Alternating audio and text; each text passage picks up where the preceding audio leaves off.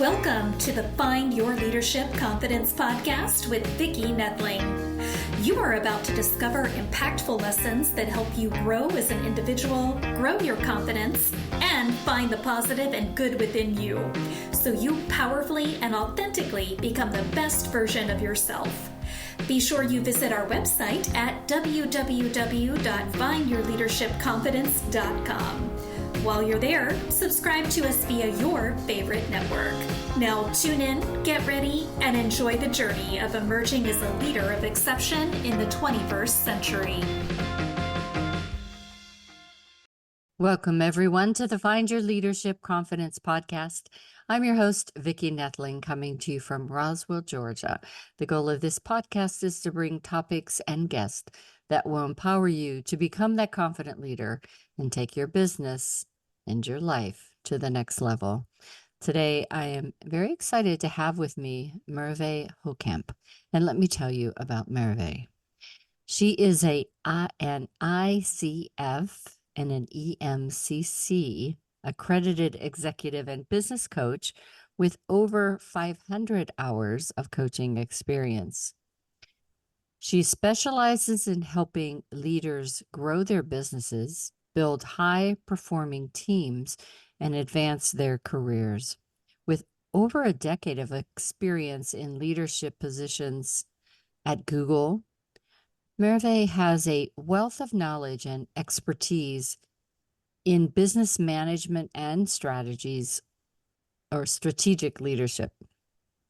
Merve's coaching clients range from industry giants like Amazon and McKinsey to innovative startups like Lee Guru. How do you say that? He Guru? Hi, Guru. Hi, Hi, Guru. Guru. And Visualist. Merve is a dual citizen of Ireland and Turkey, holds an MBA from INSEAD, and began her career in management consulting. In this episode, we're going to learn valuable insights on business, resilience, and strategic growth that will help, hopefully, our audience elevate their executive leadership journey. So we're going to talk about building a business from the ground up. Please join me in welcoming my guest, Merve Hokamp. Merve, such a good topic because, a lot of us, myself included, we're in business corporations for years and years and years, 4 decades for me. And then when we start our business, we think, oh, we know what to do, but there is a little bit of a learning curve needed. So I'm very excited to have you share your insights. But we always start out with 2 very easy questions. I say easy, and then I'm sometimes corrected in that. First is, where do you call home? Where do you live? Yes, that question may not be as easy as it sounds sometimes. It can go deep, but I have been living in Dublin, Ireland, for over 12 years now. So that's home. I am currently based in Dublin, and talking to you, as we were saying before, from a rainy, dark day in Dublin, Ireland. I'm originally from Istanbul, Turkey, born and raised. And my husband's American, so we travel to the US a lot. We go to see my family in Turkey, and we've also, both of us have lived together and separately in different parts of the world before. So yes, a little bit more complicated than simple and easy, but Dublin and Istanbul and Texas a little bit. My husband's hometown, I'd say, are my 3 homes. Awesome.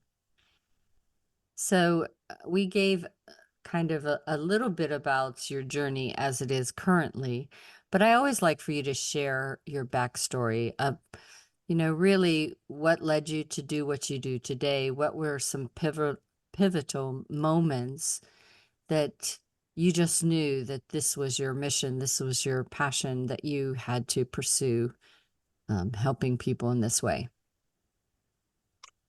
Yeah, it's a really good question. So currently, as you said in your intro, and thank you for that, I am a business and executive coach. I have my own company, Lead Rise Coaching, and I work with people on an individual basis, so one-to-one basis. I also do group programs. I also do a bit of training. What all of those things have in common is I help leaders. So there might be corporate leaders, there might be business owners, entrepreneurs, in finding the next level of growth for them. And growth can come from three buckets. So they can grow themselves, very, very important, usually takes a back seat in the busyness of our lives. They can grow their business or business impact, and then they can grow their teams. And again, the individuals in the teams, but then also the team itself in hiring and expanding in numbers as well. What were pivotal moments in my career? So as you've said in the intro, I started in management consulting, which was, early days in my career. It was very intense. It was very educational. I worked with people from different industries. I was in teams that solved different business problems and different people problems and different process problems. So really was a crash course in business and leadership. I was quite junior, and then was able to then accelerate my own career because I was quite passionate about it, and I was young and energetic, had a lot of time, worked a lot, worked long hours.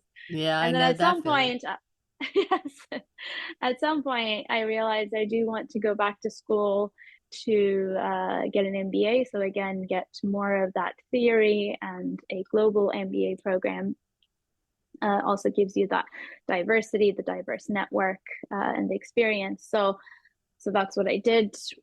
And after that, I went into tech. I was at Google for about 11 years. And during my time at Google, I did all the individual contributor work, but then I moved into people management. And then I managed various teams, from partnerships to sales to strategy and ops. So all of that kind of my journey, in my journey, there are a few things that I really enjoyed, and I would like to think, if I may say so myself, I was good at. It was the people element. So growing people, working with people to amplify the impact of the work that we are Yeah. here to do, and as well the business and the strategy behind it. One of the things that I did during my time at Google was to get a coaching diploma. So ICF, EMCC accreditation comes from Mm-hmm. that. And initially, that was because I wanted to uh, spend some time in the theory and the practice of coaching to be able to help my teams. I was a people manager myself and was doing some coaching, again, internally at Google with other teams as well. And I found through the diploma that I actually really like this work, and potentially it's something that I could also do outside of my role as a business leader, as a people Mm-hmm. manager. Which then, long story short, the rest is history. After my second maternity leave at Google, I didn't go back. I decided to build my own business around it, and here we are. So in a nutshell, I'd say looking into what are my strengths, what am I good at, looking into what are my flow state activities, as we say. So, what Right. I really enjoy, what gives me joy, and looking at what I think the people around me need, the world needs. And of course, then there's the business aspect of it too. What are Yeah. my monetizable skills? Just all of that together, bringing all of that together then leads to my current business, my current coaching. Very good. So tell us about how you transitioned from that corporate. I know you said you from maternity leave, as many people have done too. You decided to start your own career. But as I mentioned earlier, stepping from corporate to building your own business can be fun, can be Yes. challenging, can, you do have your moments of self doubt. So talk to us about that transition. Absolutely. It's really rewarding. And then, as you say, it's very challenging all at the same time. And there's ups and downs. It's definitely a journey, and it's not really a straight learning curve. It's more of like a fluctuating Yeah. ups and downs, sort of a trend line. Um, I think so. How do I transition? It was, I have to say, an organic and natural progression of events. As I said, I um, did some coaching training as part of my Google management training. And then I decided to go external, and with an institution called Kingstown College here in Dublin. I did my coaching diploma. And as part of the diploma, you have to do certain hours to then get the license, the accreditation. And so I was doing a lot of external pro bono coaching as well, realizing that I really like it, realizing that I get good feedback from it, and the impact that I can have on people, the impact that people can then bring to their own circles of influence. So just observing that, I wasn't very intentional about, well, at some point this will become my business, but one thing leading to another, and then bringing it back to my work at Google within my immediate team, as well as other cross-functional teams. That's kind of how it all started. And some of those pro bono engagements that were part of the certification process, that were part of the diploma process, led to longer engagements, because again, there was some chemistry, there was some dynamic. And so it was more of a side hustle for me at the very beginning. And then when I saw the opportunity, I just jumped on it. Yeah. So the transition itself was, I think, as smooth and as organic as can be, or that's the way that I see it. There's a few different pivotal moments. Of course, there was COVID, which made us all think, right, about perspective, Yes, what we want in life. absolutely. How can I have the most impact that I'm setting myself out to have. So there's COVID. I also had some life events with, I lost my dad pretty suddenly. Again, another level of perspective. So, there's life events that kind of make you think and make you push you to directions that then become, in this case, your business and your livelihood. So I think that in terms of that progression of events, it kind of there's an organic story there.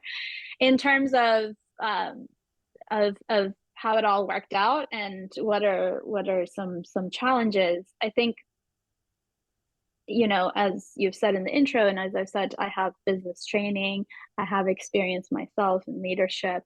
I had been in corporate for about 15, 16 years before I started my business. So I'd like to think I come from experience, and that really, really helps, having that strong, solid foundation, but you don't really know it until you do it.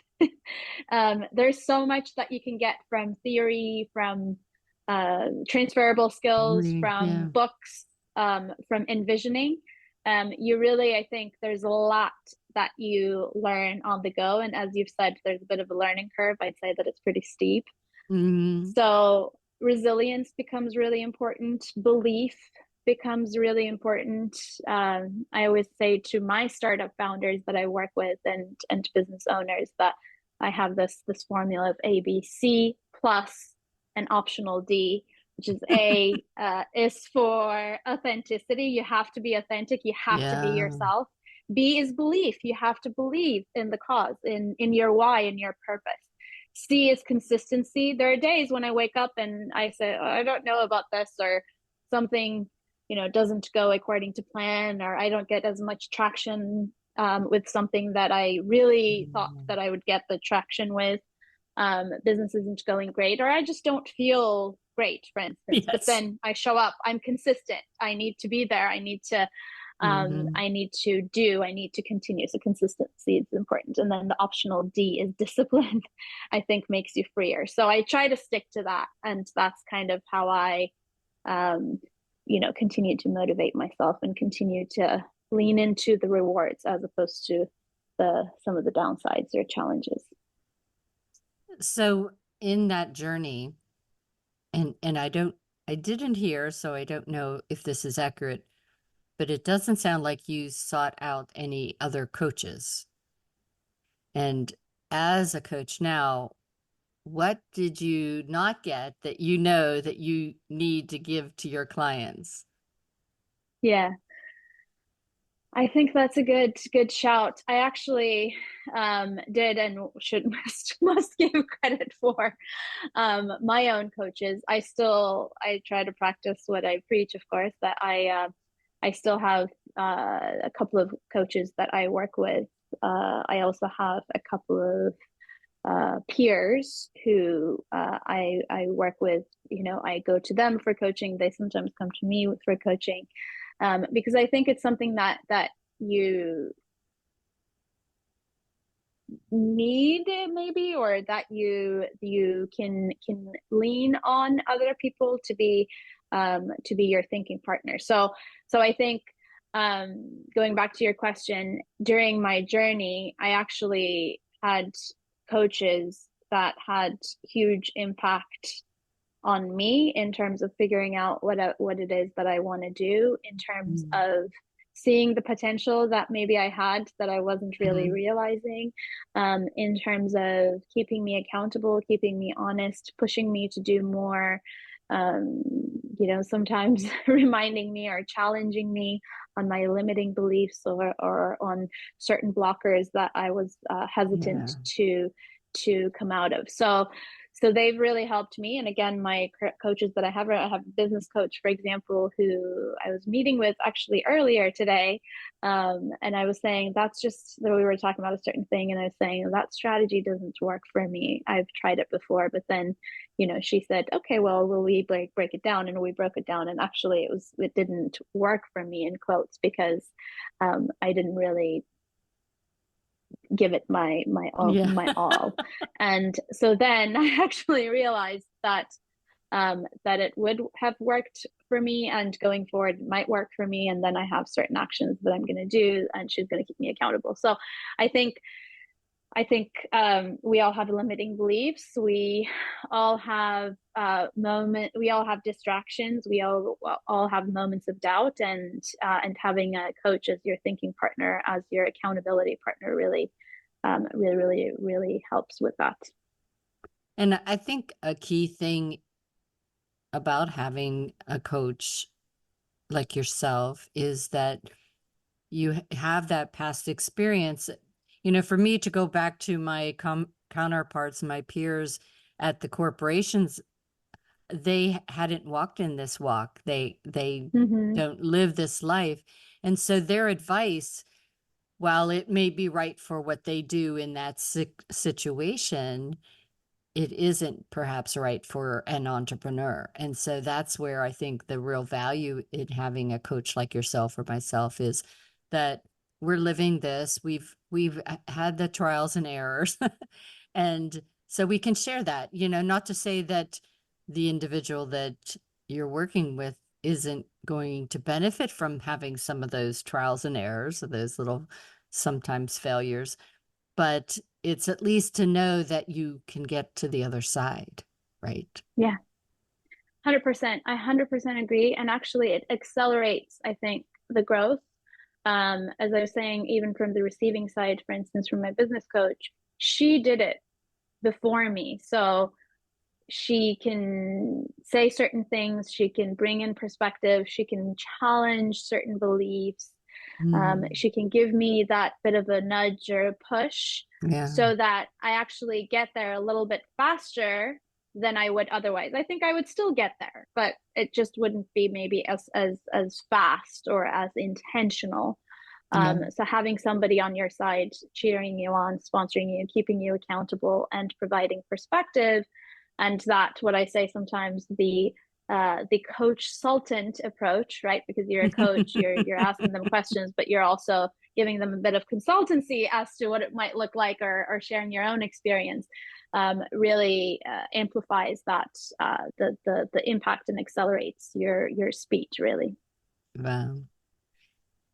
So one of the questions I had was, do you believe that people need to have studied business management. Like, I mean, I have a business management degree as well to become business owners and found startups?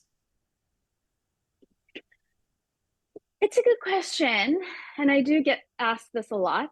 So I myself benefited a lot from my own business management degree. I'm interested in your opinion too, actually, and your experience because you have a degree yourself, as you've said.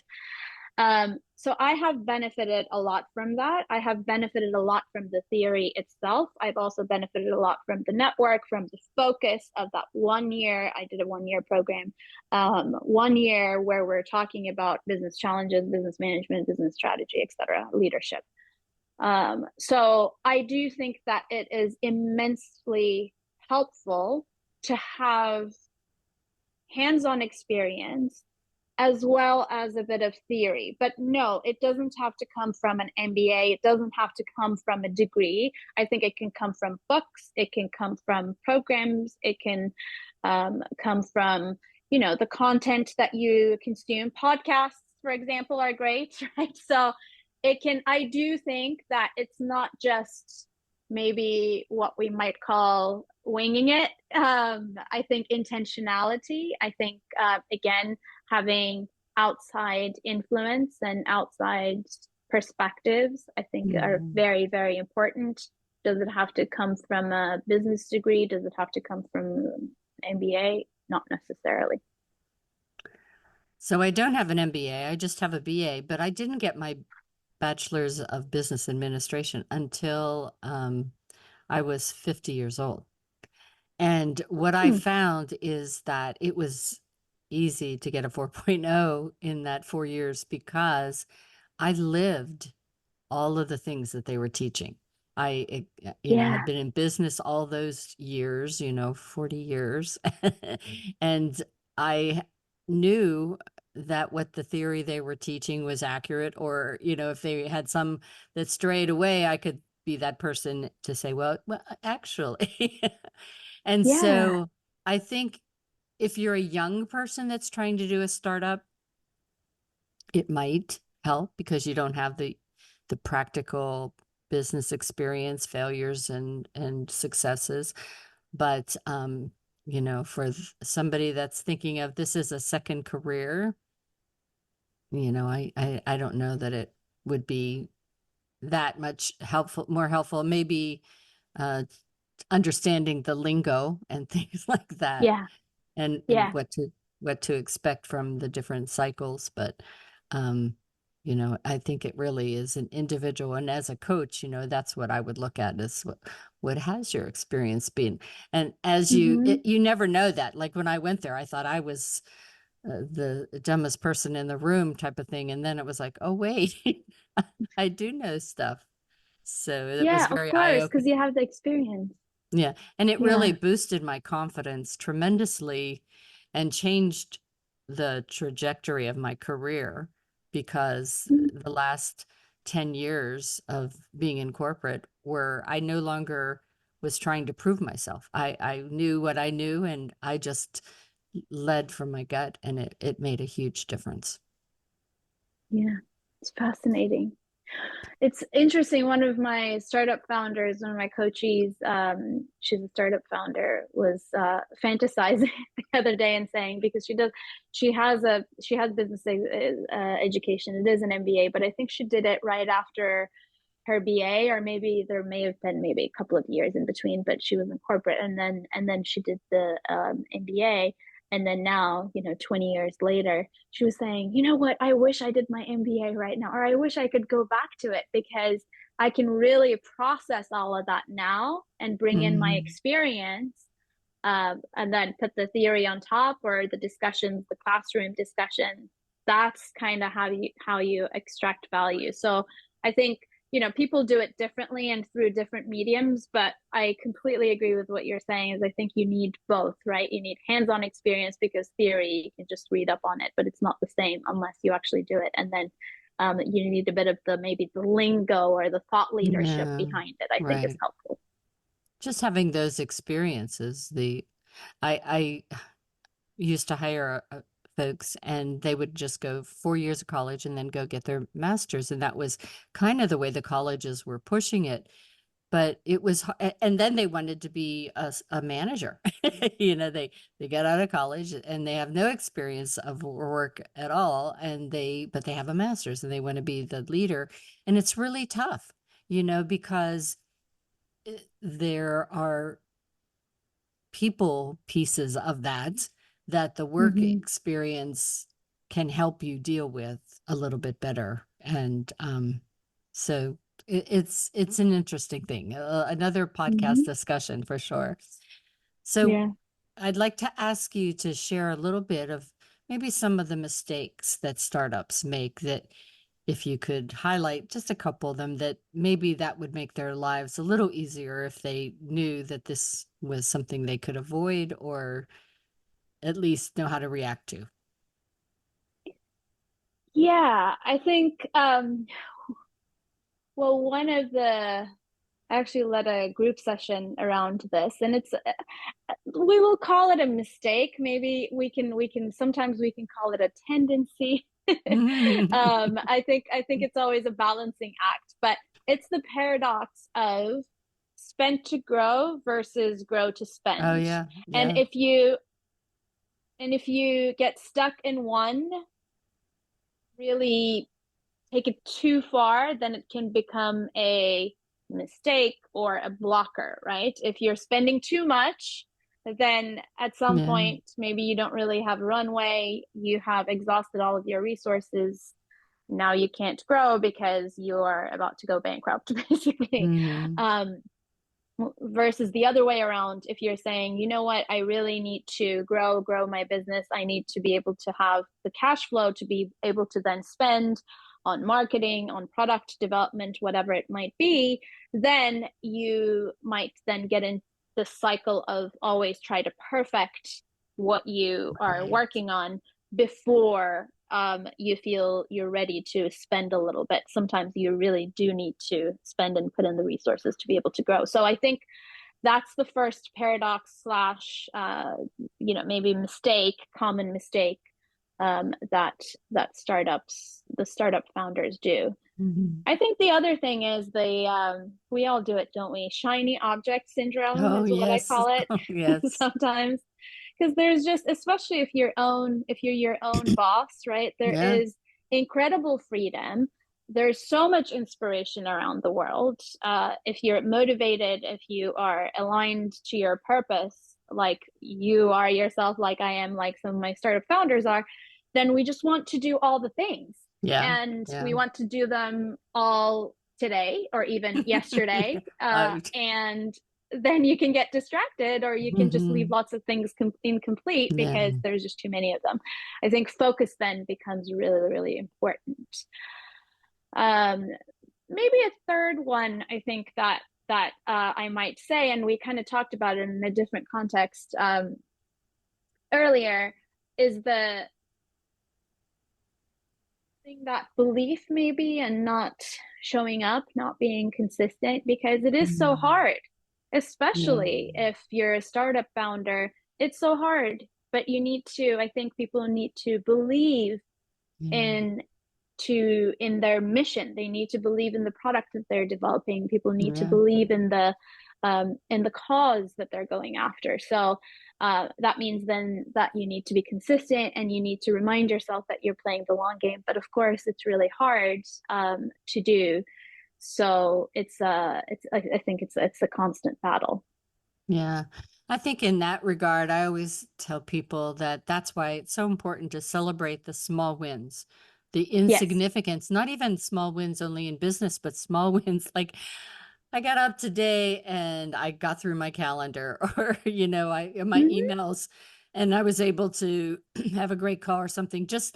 We tend to just think of those major financial successes or major client acquisitions and forget to just celebrate that it's a nice day, that I got to take a walk and enjoy just some nothing time, Absolutely. Sometimes I ask my clients, when they say, well, this isn't working, this didn't really pan out, I didn't get the traction here, I didn't hit that goal, then I might ask them, okay, so what did work?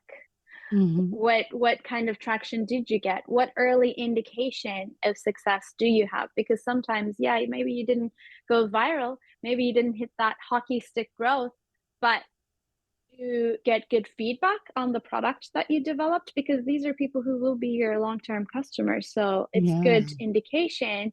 Can we celebrate that? It's a milestone towards that end goal. Yeah. And just the fact that they recognize that they were not being focused is a win. Because trust me, there are a lot of people that go along thinking everything's cool, everything's wonderful, but not so much.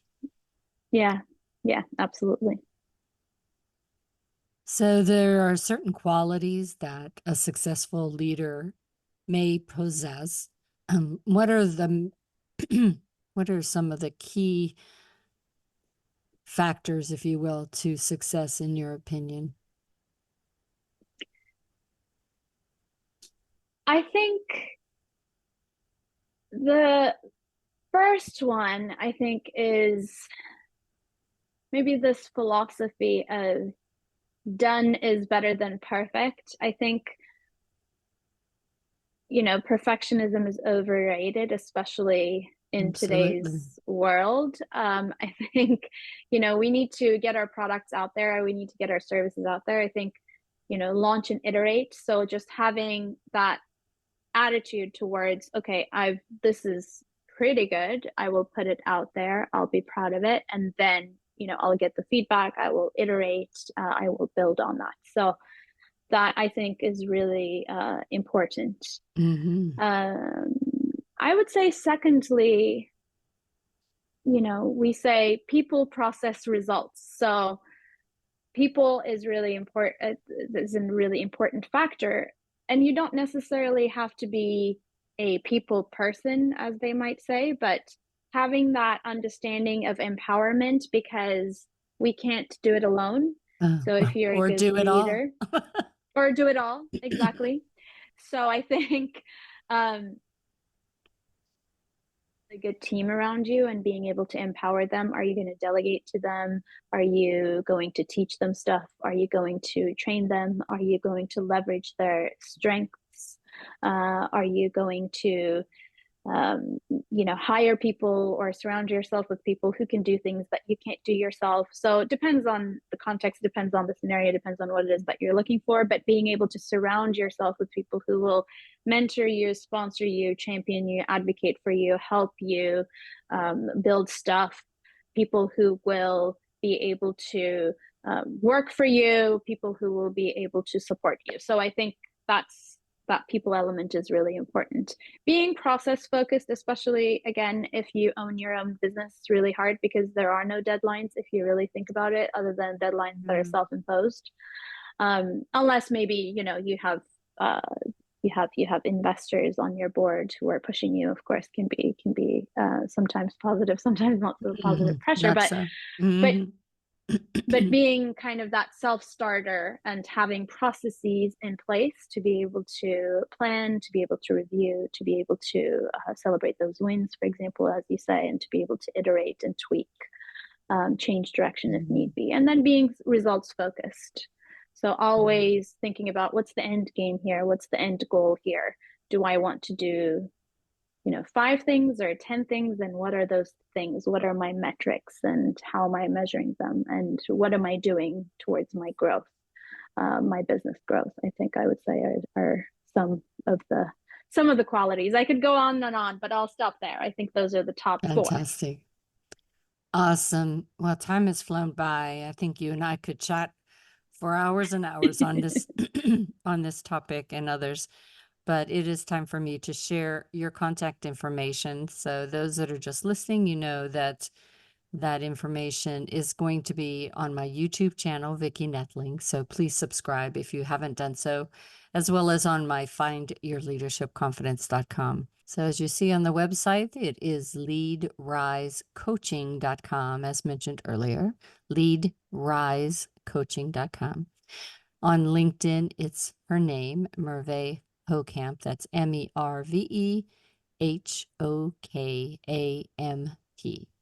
And Instagram is at Lead Rise Coaching, and Facebook is Lead Rise Coaching. Lead Rise is all one word, coaching.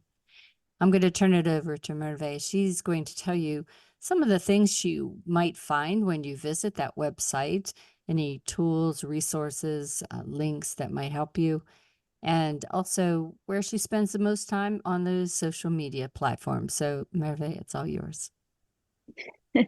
Thank you. Yes. So leadrisecoaching.com is my website, and you can go there to find out a little bit more about me, about my journey. I also have my services and offerings there, from one-to-one coaching to group programs to speaking engagements. And I also have a ton of free resources. I think at this point, maybe I have 45 plus worksheets and workbooks on leadership, on professional growth, on career, on building your own business and growing your business. So they are all there under the worksheets tab and sprinkled across the different pages of my website as well.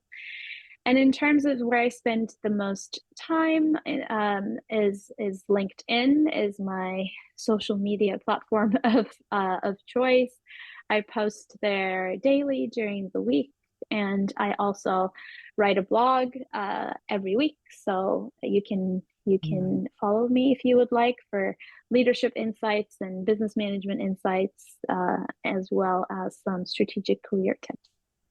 Fantastic. So as always, thank you so much for being such a great guest. I had a great conversation with you today. I think a lot of the information shared is going to be very helpful to the audience. And so thanks again for being a great guest. Thank you so much, Vicki. Thank you for having me. And I agree, time has flown. I know, thank you for the conversation. So as always, I remind everyone that life is a journey, and it's up to you to enjoy the ride. This is Vicki Nettling, signing off. Thank you for tuning into the Find Your Leadership Confidence podcast with Vicki Nettling, where we share impactful lessons that help you grow as an individual, grow your confidence, and find the positive and good within you so you powerfully and authentically become the best version of yourself. Remember to visit our website at www.findyourleadershipconfidence.com and enjoy even more great episodes like this one. Again, while you're here, subscribe to us via your favorite network. We look forward to seeing you next time on the Find Your Leadership Confidence podcast.